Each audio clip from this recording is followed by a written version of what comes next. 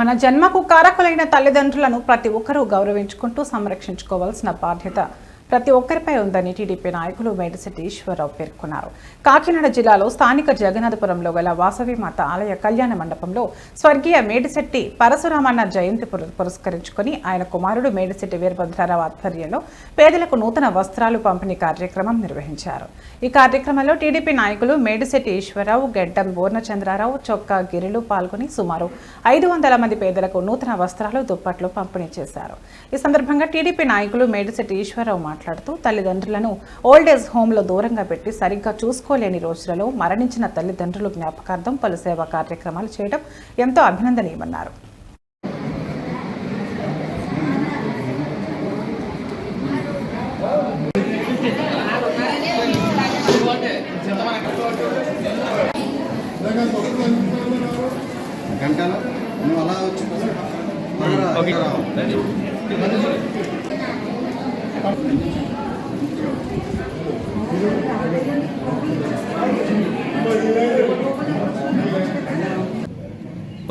మేడిశెట్టి పరశురామన్న గారు మా నాన్నగారు 83వ జయంతి సందర్భంగా గత 13 సంవత్సరాల నుండి ఈ వస్త్రదానం సంవత్సరం 300 చొప్పున కుటుంబ సభ్యుల సహకారంతో ఇవ్వడం జరుగుతుంది.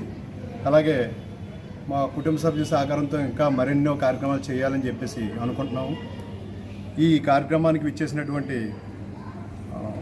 23వ వార్డు ఇన్ఛార్జు గడ్డం పూర్ణచంద్రరావు, అలాగే టౌన్ ఉపాధ్యక్షులు మేడిశెట్టి ఈశ్వరరావు గారు 25వ వార్డు ఇన్ఛార్జు, అలాగే 17వ వార్డు ఇన్ఛార్జు చొక్కా గిరి గారు కూడా ఇచ్చేయడం జరిగింది. అలాగే నా స్నేహితులు, ఫ్రెండ్స్, బంధుమిత్రులు కూడా ఈ కార్యక్రమానికి ఇచ్చేసి ఈ కార్యక్రమాన్ని చక్కగా జయప్రదం చేశారు.